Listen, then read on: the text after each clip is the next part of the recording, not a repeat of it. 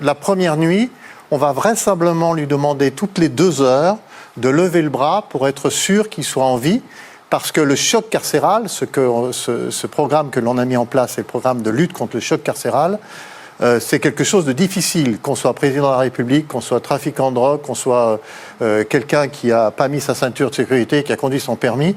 De toute façon, c'est d'une violence folle. C'est-à-dire que je veux vraiment que les gens comprennent, quelle que soit la personnalité que l'on a, la première nuit en prison, entrer en prison, c'est d'une violence folle.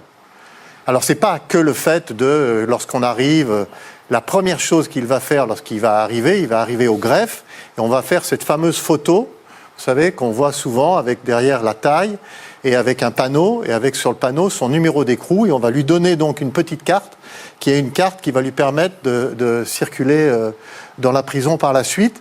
Et ensuite, on va regarder ses affaires, voir si dans ses affaires, donc là, tous les anciens détenus savent que, par exemple, il ne faut pas avoir de parfum, parce qu'il y a de l'alcool, donc on ne peut pas avoir de parfum, pas d'objets tranchants. Tous les objets de valeur sont enlevés. Et ensuite, on va faire attention à ce qu'il a dedans, et puis on va l'amener dans sa cellule.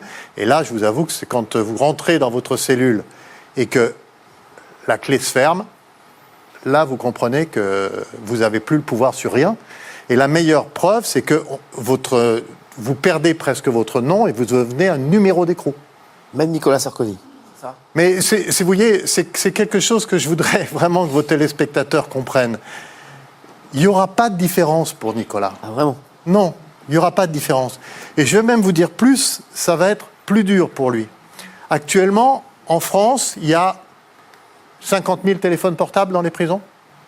Je peux vous assurer qu'il y en a un qui n'en aura pas. Nicolas Sarkozy. Voilà. Je peux même, M. Botton, juste...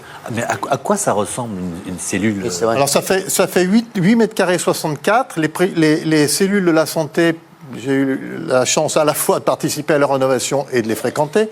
La chance de les fréquenter, non. Mais c'est important. Il va avoir une douche, il a des WC. Donc ça, c'est très très important, mais il ne peut pas régler la température de son eau, par exemple. Elle est réglée sur le palier parce qu'elle est cooptée à trois cellules. Il aura une petite plaque chauffante. Il a un lit qui fait 70 cm qui est vissé sur le sol.